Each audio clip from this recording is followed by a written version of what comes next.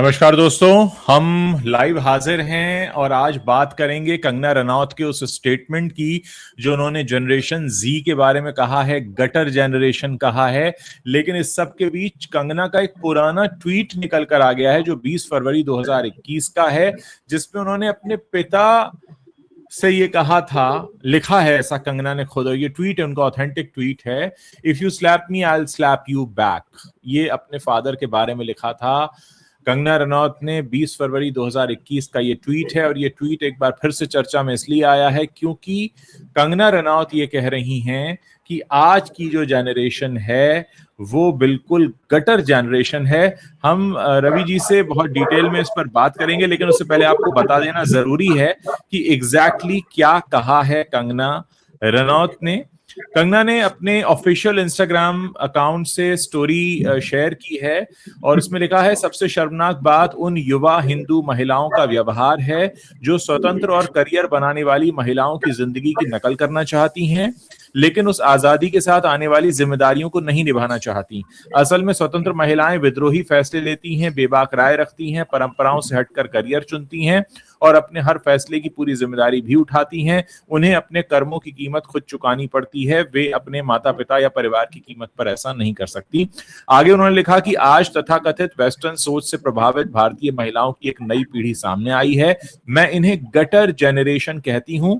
इनमें से कुछ के पास समाज को देने के लिए कुछ भी नहीं है, वो पढ़ाई में अच्छी नहीं है लेकिन इतनी बदसूरत सोच और भ्रष्ट मानसिकता रखती हैं कि अच्छी हाउसवाइफ भी नहीं बन सकती।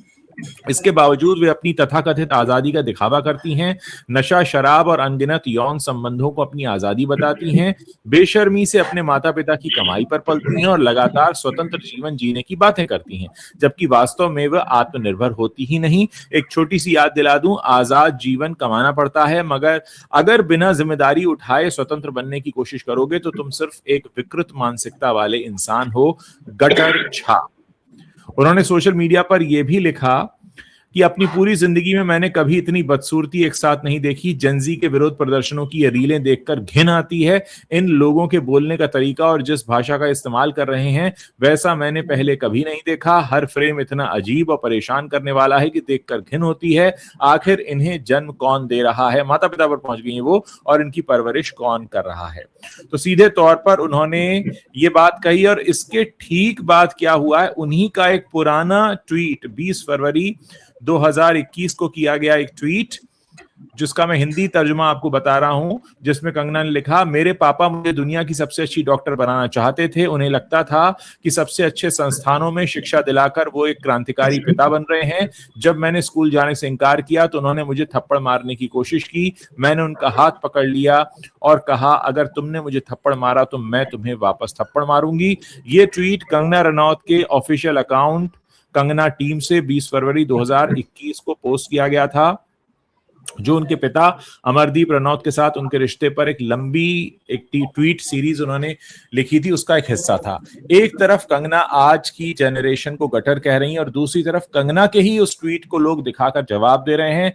इस ट्वीट के बारे में मुझे मेरी फेसबुक की जनता ने बताया है, उन्होंने खुद मेरे साथ ये स्क्रीनशॉट साझा किया और उसके बाद हम आपके बीच में इस पर चर्चा करेंगे। रवि जी, आपने भी इस खबर पर पूरी नजर रखी और आपने दोनों बातें सुनी समझी, और मैं भी इसको समझने की कोशिश कर रहा हूं कि कंगना एग्जैक्टली क्या चाह रही हैं। और ये वही कंगना रनौत हैं जिन्होंने ये भी दावा पेश किया था कि हमारे देश को असल में आजादी 2014 में मिली थी।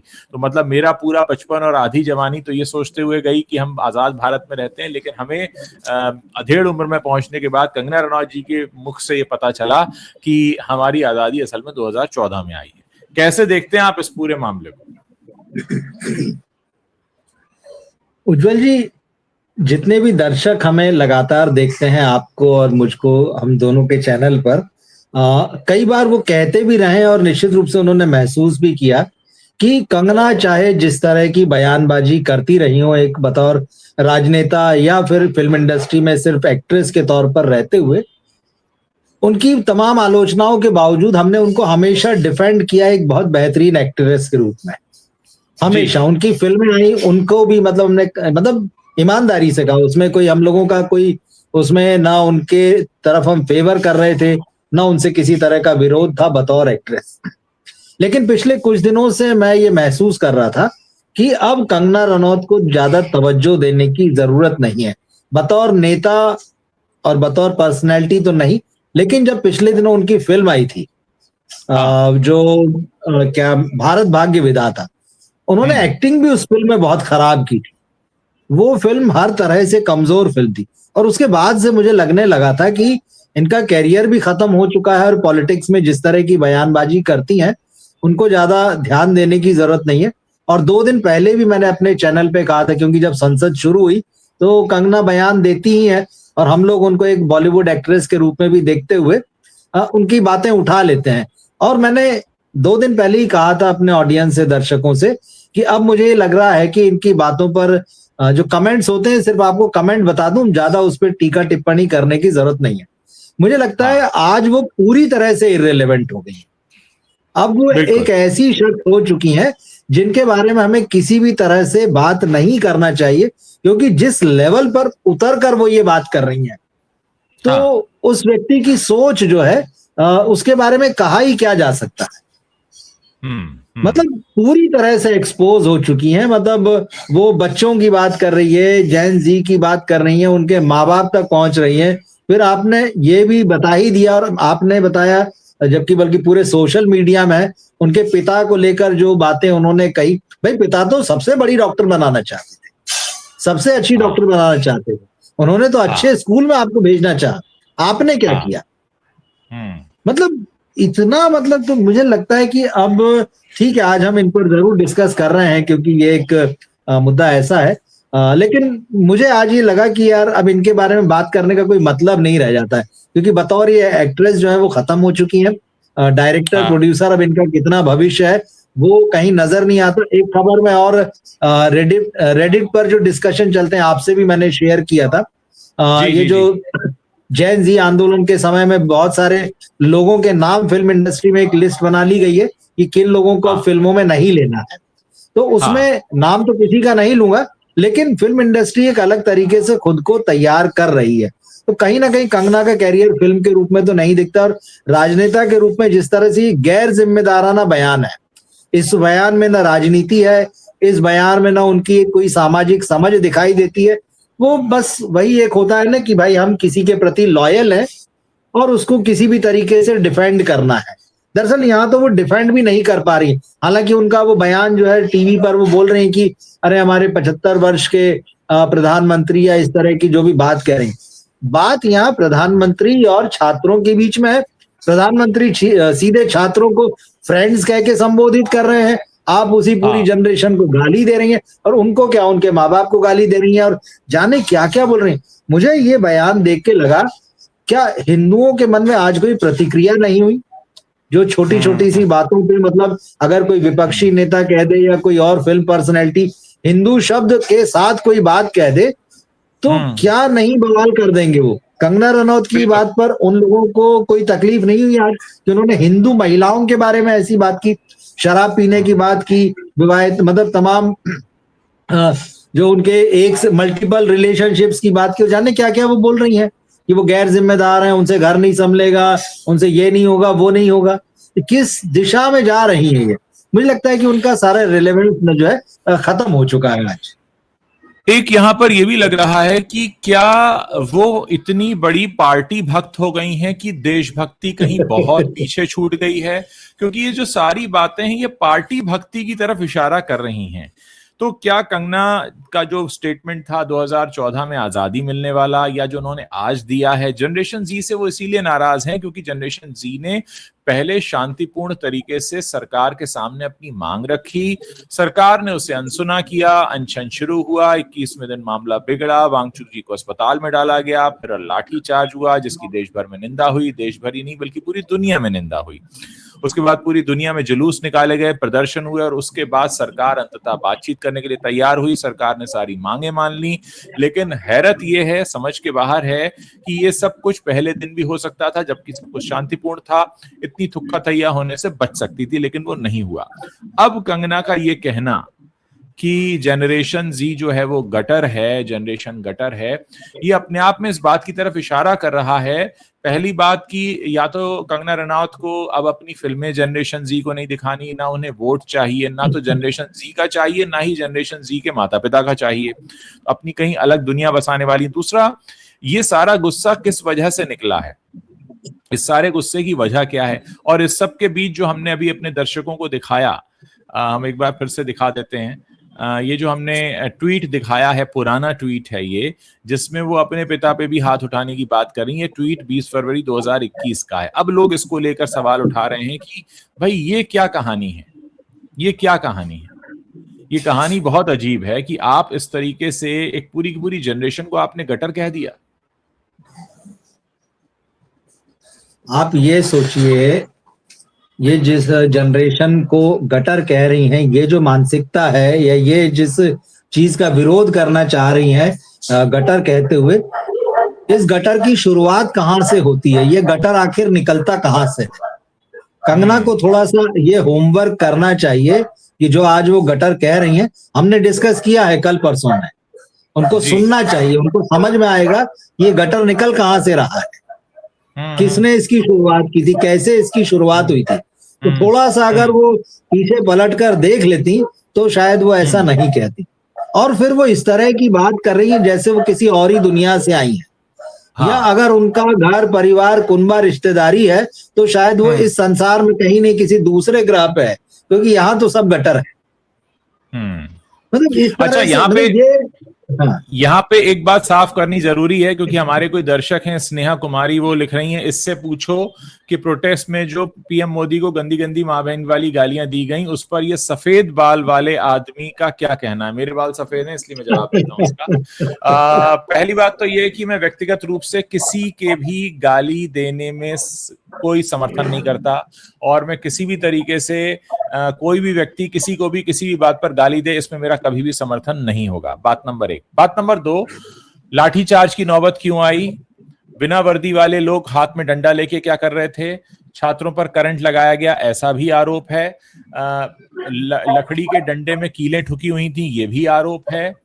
20 दिन तक शांतिपूर्वक प्रदर्शन चलता रहा, 21वें दिन भी शांतिपूर्वक ही चल रहा था। सोनम वांगचुक जी को उठा लिया गया। ये जो बातचीत के लिए 23वें 24वें दिन जो शुरुआत हुई है, वो पहले दिन भी हो सकती थी, ये क्यों नहीं हुई? इसका कौन जवाब देगा? गालियां देना तो सही नहीं ही है, सवाल ही नहीं उठता कि हम गाली देने का समर्थन करें, लेकिन इसका जवाब कौन देगा कि जब तक शांतिपूर्ण चल रहा था तब तक बात क्यों नहीं हुई? वो जो 20, 21 दिन, 22 दिन का समय है, उसका कौन जवाब देगा? और उसके बाद अगर कंगना ये कह रही हैं कि ये जनरेशन गटर है, तो कंगना उतने 20 दिन कंगना क्यों शांत थी? क्या कंगना आई? क्या कंगना मिलने गई किसी से? एक सांसद के तौर पर, एक फिल्म स्टार के तौर पर, एक युवा नेता के तौर पर क्या उन्होंने अपनी ये बात रखी, या वो सिर्फ जो है पार्टी उनकी क्या कह रही है उसके हिसाब से चलेंगी?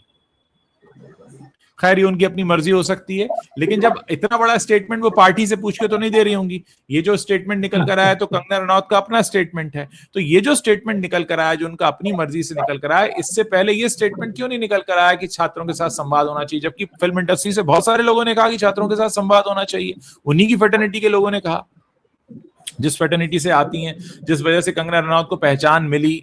कंगना रनौत आज संसद में क्यों बैठी हैं? क्योंकि वो फिल्म इंडस्ट्री का हिस्सा है। अगर वो फिल्म इंडस्ट्री में नहीं आती तो उनको कोई नहीं जानता। उनको लोग जानते ही इसलिए क्योंकि वो फिल्मों में काम करती थी, अभिनय करती थी। उन्होंने नेशनल अवार्ड जीते हैं 4-4 बार। मुझे खुद उनका अभिनय बेहद पसंद रहा है, लेकिन बड़ी हैरत होती है जब वो सिर्फ एक ही तरफा बात कर रही है। ठीक है, जो गालियां दी गई उसका कोई समर्थन नहीं कर सकता, लेकिन उसी समय हम उन 20 दिनों का जिक्र भी करेंगे, 20-22 दिनों का, जबकि ये शांतिपूर्ण चल रहा था। एक और सबसे बड़ी बात जो कही जाती है ट्रोल आर्मी की, हमारी ये जो जनरेशन बड़ी हुई है, ये ट्रोल आर्मी के दौर में बड़ी हुई है। जब आज से 10-12 साल पहले इंटरनेट पर ट्रोल आर्मी आई, जो अपने से अलग राय रखने वाले लोगों को बुरी तरह इंटरनेट पर ट्रोल करती थी, तो ये जो जनता इकट्ठी हुई थी, जेनजी, जो गालियों का इस्तेमाल कर रही थी, उसे नहीं करना चाहिए था, वो कहां परवरिश पा रही थी? किस देश में परवरिश पा रही थी? वो कौन से इंटरनेट को देख रही थी? वो कौन से सोशल मीडिया पैटर्न्स को देख रही थी? ये भी सोचना और तय करना हमारी जिम्मेदारी है कि ये जनरेशन अगर ऐसी हुई तो हुई किसकी वजह से। बिल्कुल ठीक चीज। और कंगना जिस तरह से जैन जी की बात करते हुए जिस तरह से महिलाओं पर आक्रामक है और हिंदू हाँ महिलाओं की अगर वो बात कर रही हैं, तो ये बिल्कुल। वाकई मतलब बहुत निंदा के काबिल है। जबकि वो खुद एक महिला है, वो अपने आप को ऐसा प्रोजेक्ट करने में लगी हुई हैं कि मैंने तो जाने कौन सी उपलब्धि हासिल कर ली, देखो मैं कहां से आई हूं और कहां से आकर मैं कहां तक पहुंच गई हूं। वो अपने आप को यही बता रही हैं कि देखो मैं आदर्श हूं, मुझसे सीखा जाए। और सचमुच क्या ऐसा है, वो लोग ही इस बात का जवाब दे सकते हैं, हमें देने की जरूरत नहीं है। तो खुद को वो दूसरों से बेहतर साबित करने के लिए, और जो कह रही कि आजादी महिलाओं की मतलब जो भी उसमें उन्होंने बयान दिया है कि आजाद होने के लिए उन्हें क्या करना चाहिए और वो क्या कर रही हैं, और जो तमाम चीजों का जिक्र किया है उन्होंने, वो ऐसा लग रहा है कि बहुत ही एक शिक्षक वाली मुद्रा में है कि भाई मैं सिखा रही हूं, आप सीख लो। या फिर अगर आप ऐसा कुछ भी करते हैं, जो जो आरोप उन्होंने लगाए हैं, वो पूरी तरह से मुझे लगता है कि मतलब एक दिमागी दिवालियेपन वाली जो स्थिति होती ना, वो उसमें पहुंची हुई वाली बात लगती है। कल परसों किसी एक एक्ट्रेस ने साउथ की, हालांकि उनकी तारीफ में ही कहा था मैड क्वीन, मैड जीनियस। अब वो हाँ मैड जीनियस जीनियस वाली तो देखिए कोई बात अब लगती नहीं है और ना रह गई है। एक हाँ अजीब ही तरह की स्थिति और अजीब तरह के बयान एक महिला होते हुए आप आरोप दे रही, और इससे उनकी पार्टी को भी, जो उनकी पार्टी की इमेज है, उसको भी बहुत तगड़ा झटका लगा है। क्योंकि देखिए बीजेपी पर लगातार ये आरोप लगता है, या ये जो सरकार इस दौरान महिलाओं के साथ महिलाओं के अगेंस्ट किस तरह से क्राइम बढ़े हैं, उसके रिकॉर्ड सामने आते हैं। किस किस तरह, और बिल्कुल। आज ही मैं देख रहा था संसद में भी बात उठी कि जो नए शिक्षा मंत्री बनाए गए हैं, हाँ प्रहलाद जोशी, हाँ संसद के अंदर प्रियंका गांधी ने भी कहा और उसके बाद में राहुल गांधी ने भी संसद के बाहर कहा कि उनका जो बयान था जी। रेपिस्टों को का बचाव करते हुए, हाँ कि एक कोर्ट ने जो है लोगों को रिहा कर दिया था, और उसके उसमें बचाव के लिए कह रहे थे कि भाई जो कुछ भी हुआ कानून की प्रक्रिया के तहत हुआ है और ये वो। और फिर सुप्रीम कोर्ट ने वो जो सजा माफी दी गई थी या जो भी रद्द की गई थी उसको कैंसिल किया था। तो ये जो नए शिक्षा मंत्री है, महिलाओं के प्रति ये रवैया है। कंगना रनौत खुद महिला है और इस तरह की बात कर रही हैं। और जैन जी के बारे में आपने समझा क्या है? मतलब सबसे बड़ी बात तो ये है, जो पढ़ाई लिखाई की बात करी है, कंगना रनौत की क्या शिक्षा है? क्या उन्होंने कभी नीट का एग्जाम अटेम्प्ट किया है? क्या उन्होंने ऐसा कोई कॉम्पिटिटिव एग्जाम्स अटेम्प्ट किए हैं जिनमें कि पेपर लीक हो गए हो और जिसके बाद कि उनको लगा अरे मेरी तो मेहनत में पानी फिर गया है? उन्होंने जो एक कैरियर और बात। अपनाया, उन्होंने, जी नहीं नहीं, आप पूरी कीजिए, फिर बोलता हूं मैं। हाँ, हाँ मतलब उन्होंने जो कैरियर अपनाया, उस कैरियर के जो रास्ते उन्होंने चुने, किसी से छुपा हुआ है, वो खुद ही अपनी पूरी राम कहानी बता चुकी हैं। और उसके बाद वो दूसरों को भाषण दे रही हैं यहाँ पर। ये इस तरह से पूरी जनरेशन को गाली देना, ये कुल मिला के अपने साथ साथ जो है ना अपनी पार्टी का भी नुकसान कर रही है। एक टाइम आपको याद है जब ये सांसद बनकर आई थी, उस वक्त भी इन्होंने कुछ बयान दिए थे और पार्टी ने बुला के इनको क्लास लगाई थी, कहा था कि भाई आप मैं खामोश रहें, मैं क्योंकि पार्टी मैं को वहीं नुकसान हो पर रहा था उससे। मैं यहाँ वहीं भी पर वही आने होने वाला वाला हूं। है। जी, मुझे बिल्कुल हैरानी नहीं होगी अगर हम 2 दिन 3 दिन बाद ये खबर पढ़ लें कि पार्टी आला कमान ने बुलाकर इनको समझाया और उसके बाद इन्होंने अपने बयान वापस लिए। क्योंकि इससे पहले भी ऐसे मौके आ चुके हैं जब इन्होंने किसान आंदोलन के दौरान एक बयान दिया था, एक अखबार शायद दैनिक भास्कर या किसी अखबार को इंटरव्यू देते समय एक ऐसी बात कह दी थी, जिसके बाद इन्हें माफी मांगनी पड़ी। एक इन्होंने ट्रंप को लेकर भी बयान दिया था, वो भी पार्टी ने कहा था ये हमारा वक्तव्य नहीं है। तो एक तरफ जो है पार्टी, इन्हीं की पार्टी जेनजी को लुभाने के लिए इंस्टाग्राम पर एक बाकायदा नई मुहिम शुरू कर रही है, इंस्टाग्राम पर उन्हें फ्रेंड्स कहा जा रहा है, और दूसरी तरफ ये आकर उसमें सारा काम खराब कर देती है। हो सकता है इनसे सबसे पहले तो इनकी पार्टी के लोग नाराज हों कि भाई तुम ये बोल क्या रही हो जाकर। और जिस तरह से जेनजी ने तुरंत इनका पुराना ट्वीट निकाला है, जो हम आपको यहाँ पर फिर से एक बार दिखा देते हैं, जिसमें ये अपने पिता से ही इस तरह से बात कर रही हैं, हाथापाई वाली बात कर रही हैं। तो ये तमाम बातें ऐसी हैं जो शायद इनको ही बहुत जल्द कटघरे में खड़ा कर देंगी। और हो सकता है कि इनकी पार्टी इनसे ये कहे कि भाई तुम्हारा ही पुराना ट्वीट निकाल कर रख दिया लोगों ने सामने, अब तो तुम इस चीज को लेकर माफी मांगो। क्योंकि अब जब आप चुनाव में वोट मांगने जाएंगी तो आप जनरेशन जी से वोट नहीं मांगेंगी क्योंकि आप तो उन्हें गटर कह रही हैं। फिर आप उनके माता पिता से भी नहीं मांगेंगी क्योंकि आप उन पर भी तोहमत जड़ रही हैं कि भैया आपने जो है बहुत गलत काम किया, इनकी परवरिश आपने गलत दी। तो भाई कहाँ कौन सा ये चुनाव लड़ेंगी, कौन सी ये फिल्म बनाएंगी, किसको ये दिखाएंगी, क्या होगा? मैं यहाँ पर ये नहीं कह रहा कि आप किसी भी तरीके से हम मोदी जी के लिए जो कहा गया गलत शब्द, हम उसका समर्थन बिल्कुल नहीं करते हैं, लेकिन एट द सेम टाइम अगर आप बोलने पर आई हैं कंगना रनौत जी, तो फिर आप उन 20 दिनों पर भी बोलिए, उस चुप्पी पर बोलिए, उस खामोशी पर बोलिए, और इस पर भी बोलिए कि जो लाठियां चलाई गई बिना नेम प्लेट वाले पुलिस वाले थे, ये आरोप लगे। इसके बाद आरोप ये भी लगे कि बिना वर्दी में लोग थे, उन्होंने लाठियां चलाई, लाठियों में कीलें लगी हुई थी, करंट तक छोड़ा गया, तमाम बातें। अब तो पैलेट गन वाली बात भी सामने आ गई है। तो तमाम चीजें हैं जिसको लेकर फिर जवाब देना होगा। देखिए, होना तो ये चाहिए था, अगर कंगना रनौत को वाकई राजनीति करनी थी, उन्हें लग रहा था कि चलो फिल्मों के बाद मुझे राजनीति में जाके देश की सेवा करनी है, समाज की सेवा करनी है, राजनीति करनी है, कोई राजनीतिक महत्वाकांक्षाएं रखना बुरी बात नहीं है, तो फिर उनको थोड़ा ठीक से प्लान करना चाहिए था। वो यंग है, वो एक्ट्रेस है, वो पॉपुलर है, उनका जाना पहचाना एक चेहरा है।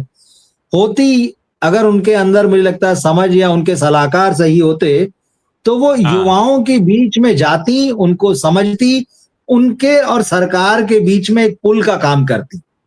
वो युवाओं को बताती कि देखो मैं आपके साथ हूं, मैं आपकी बात को समझ रही हूं, मैं आपकी बात को सरकार तक पहुंचाऊंगी। सिर्फ इस मुद्दे की बात नहीं कर रहा हूं, जब से उन्होंने अपना एक पॉलिटिकल कैरियर शुरू किया, वो तब से इस भूमिका को निभा सकती थी, और उनको बहुत एडवांटेज मिलता है इस चीज का। और पार्टी भी इस बात को समझती कि हमारे यहाँ पर कोई एक ऐसी यंग फीमेल लीडर है। बीजेपी में देख लीजिए, नहीं है। एक यंग फीमेल लीडर है जो एक नई जनरेशन के साथ में, लड़कियों के साथ में, लड़कों के साथ में हमको जोड़ती है, हमारी बात पहुंचाती है, या जो भी राजनीति हो वो करती है। बहुत अच्छा मौका था, वो पूरा गंवा दिया सिर्फ बयानबाजियों की वजह से। सारे कंट्रोवर्शियल बयान, कभी भी उनके बयान इस तरह से नहीं आए हैं कि किसी ने सुना और कहा कि हाँ यार ये बड़ी समझदारी की बात कही, ये कोई दिशा दिखाने वाली बात है। वो हमेशा जब भी संसद से बाहर निकली हैं तो वो उनके टारगेट जो है वो राहुल गांधी रहे हैं। हालांकि हमें राहुल गांधी से कोई लेना देना नहीं है, ना उनका फेवर कर रहे हैं, पर आप उठा के देख लीजिए तमाम पुराने रिकॉर्ड जो हैं, जब जब वो संसद से बाहर आई हैं, शायद मुझे लगता है 100 में 70 बार या 80 बार जो है वो राहुल गांधी को निशाना बनाती हुई नजर आई हैं। तो मतलब कि आपने इतना अच्छा चांस मिला था, और इसके साथ आप ये भी बता देती हैं कि शायद इस तरह के जो फिल्म इंडस्ट्री से अगर लोग आते हैं तो कितने नॉन सीरियस हैं। आपके पास तो एज भी थी, आपके पास तो सब कुछ तो आपके साइड में था, और देश की दुनिया की सबसे बड़ी पार्टी जो है आपको मिल गई थी, आपको पहली बार में टिकट दे दिया गया था, आप लड़ लिए, आपने चुनाव जीते, मौके को गंवा दिया। और इस तरह की बातें करके तो फिल्म इंडस्ट्री में तो कैरियर वैसे ही उनका खराब हो चुका है। बाकी अगर थोड़ा बहुत कहीं कुछ होगा भी तो इस तरह की बातें जो है उनको और अनपॉपुलर बनाएंगी, और मुझे लगता है वो पूरा हो ही चुका है अब। डेफिनेटली। देखिए, अभी अगर हम कंगना रनौत के फिल्मी करियर की बात कर लें तो आप उनका ग्राफ जो अभी का पिछले 5 सालों का ग्राफ देखकर लगता है कि कंगना रनौत एक ऐसी अभिनेत्री हैं जिन्होंने 4 बार नेशनल अवार्ड जीता है। बॉलीवुड के इतिहास में कितनी ऐसी एक्ट्रेसेस हैं जिन्होंने इतने कम समय में 4 बार नेशनल अवार्ड जीता हो। दूसरी चीज, आप जब राजनीति में आती हैं तो फिर राजनीति में आते समय एक जो सबसे बड़ी इमेज आपकी काम करती है, चाहे आप किसी भी पार्टी से आए, कि आपको देशभक्त दिखना चाहिए, होना चाहिए। लेकिन आप देशभक्त नहीं बल्कि पार्टी भक्त दिख रहे हैं। बार बार अपने ब्राउनी पॉइंट्स बढ़ाने के लिए, किसी की नजर में चढ़ने के लिए आप इस तरह के बयान देते हैं, उसके बाद उनमें से कई बयान आपको वापस लेने पड़ते हैं, और आप खुद ही बताते हैं, मतलब ये कोई अंदर की खोज खबर नहीं है, वो खुद ही बताती है पार्टी आला कमान ने मुझसे कहा कि ये बयान वापस लीजिए, फिर मैंने बयान वापस ले लिया। तो क्या ऐसे जिम्मेदार हाथों में हम किसी अपने देश के लोकसभा क्षेत्र की जिम्मेदारी सौंपना सही है, जिनको अपने बयानों पर ही कंट्रोल नहीं है कि वो कहां बोल रहे हैं और क्या बोल रहे हैं? ये कुल मिलाकर जो मामला है, ये जो जोश की राजनीति है, ये होश की राजनीति हो तो लोगों के काम आए। कई स्टेटमेंट रहे हैं, मतलब कंगना पर अगर आप बैठेंगे चैट जीपीटी पर, ग्रोक पे, गूगल पे, और आप विवादास्पद बयान निकालेंगे, 10 निकालना चाहेंगे 20 निकलेंगे, 20 निकालना चाहेंगे 30 निकलेंगे। कई विवादास्पद बयान है, और ऐसे विवादास्पद बयान जब बहुत ज्यादा आने लगते हैं तो कहीं ना कहीं फिर आपकी छवि जो है एक राजनेता के तौर पर वो धूमिल पड़ने लगती है, क्योंकि फिर लोगों को ये भरोसा हो चलता है कि भाई ये तो कुछ भी बोल देते हैं।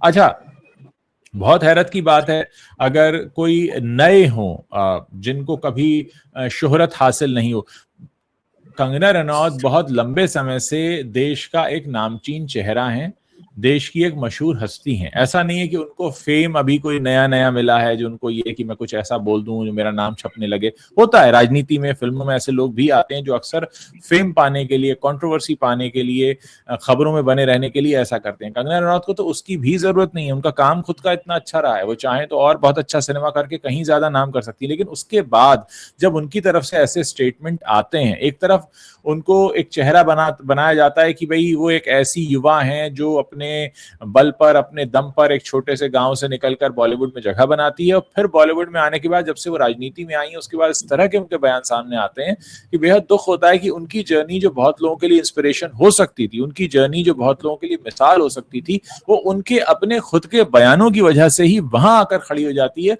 जहां पर कोई कहता है यार ये कुछ भी बोलती है क्या। ये स्थिति बन जाती है। और सोचिए वो ये स्थिति कोई बाहर वाला नहीं बनाता, उनके अपने ही ट्वीट, उनके अपने ही बयान उनके सामने आकर खड़े हो जाते हैं। यहां जो हम आज इतनी बात कह रहे हैं हम उनके ट्विटर को ही निकाल कर कह रहे हैं ना, उन्हीं का कही हुई बात को कह रहे हैं। और किसी पूरी की पूरी जनरेशन को, आपने कितने जेनजी देखे, आपने 100, 200, 500, 1000 देख लिए होंगे, उसके आधार पर पूरी जनरेशन गटर जनरेशन हो जाती है। पूरी जनरेशन, यानी एक को एक बच्चा जो वहां नहीं भी पहुंचा था वो भी, क्योंकि वो उस जनरेशन से आता है, सिर्फ इसलिए क्योंकि उसने एक सरकार से जवाब मांगा शांतिपूर्ण ढंग से और नहीं हुआ, उसके बाद ये नौबत आई और फिर सरकार को सारी मांगे माननी पड़ी, सिर्फ इसलिए वो गटर हो जाते हैं, सिर्फ इसलिए। मतलब देश की राजनीति इतनी बड़ी हो जाती है, देश की जनरेशन से भी ऊपर हो जाती है, देश की पूरी पढ़ने लिखने वाली छात्रों की संख्या से ऊपर हो जाती है। जो 22 बच्चे नहीं रहे, बदकिस्मती से उन्होंने ऐसा फैसला लिया जो नहीं होना चाहिए था, उन सब के ऊपर, उन सब से ऊपर। ये तो फिर आप ये देखिए ना कि आप कौन से तराजू में तोल क्या रहे हैं, और फिर आगे आपसे कोई क्या उम्मीद करेगा। अगर आप सार्वजनिक जीवन में, अगर आपको चुनाव लड़ना है, आप संसद में बैठे हैं, रिप्रेजेंट कर रहे हैं, तो आप रिप्रेजेंट किसे कर रहे हैं, अपनी पार्टी को या लोगों को। पार्टी ने टिकट दिया था, चुना लोगों ने है। पार्टी सिर्फ टिकट दे सकती है, जिता नहीं सकती, जिताते लोग हैं। आपकी कॉन्स्टिट्यूंसी में भी तो जेनजी के लोग होंगे, क्या आपने उन सबको सिरे से नाप दिया? बहुत बहुत ही हैरान करने वाला है। नहीं, मुझे लगता है जैसे मैंने कहा ना शुरू में कि मतलब अब इस बयान के बाद में ऐसा कुछ नहीं बचता है जिसमें कि जिसको लेकर आप कहें कि कंगना पर जो है बड़ी कोई सीरियस बातचीत होना चाहिए, या वो कुछ इस तरह से सोचती हैं या इस तरह का काम करती हैं कि उस पर डिस्कशन की गुंजाइश बचती है। बिल्कुल नहीं। मतलब कि फिल्म, आपने भी अभी जैसे कहा कि उनका फिल्मी कैरियर जो है 4-5 साल नहीं बल्कि आई थिंक 2015 में आखिरी फिल्म थी तनु वेड्स मनु रिटर्न्स। तनु वेड्स, हाँ बिल्कुल, हाँ 10 साल, 11 साल हो गए, 11 साल 10-11 साल हो रहे हैं। और ठीक है, वो यहाँ पर बनी। अच्छा, उनको एक बहुत बड़ा सपोर्ट जो है, जो सुशांत सिंह राजपूत के नहीं रहने के बाद जो एक बहस चली नेपोटिज्म के खिलाफ, कंगना ने बातें की, लोगों ने बहुत अप्रिशिएट किया, उनकी फैन फॉलोइंग बढ़ी, उनकी माना लोगों ने कि ऑनेस्ट हैं, बहादुर हैं, बहुत खुल के बात रखती हैं। ऋतिक वाले मामले पे भी काफी कुछ बोला था उन्होंने उससे पहले, उस वक्त भी लोगों ने कहा था बहुत बेबाक हैं, बेबाक हैं। हाँ, लेकिन क्या होता है ना, हर चीज एक सीमा में अच्छी लगती है।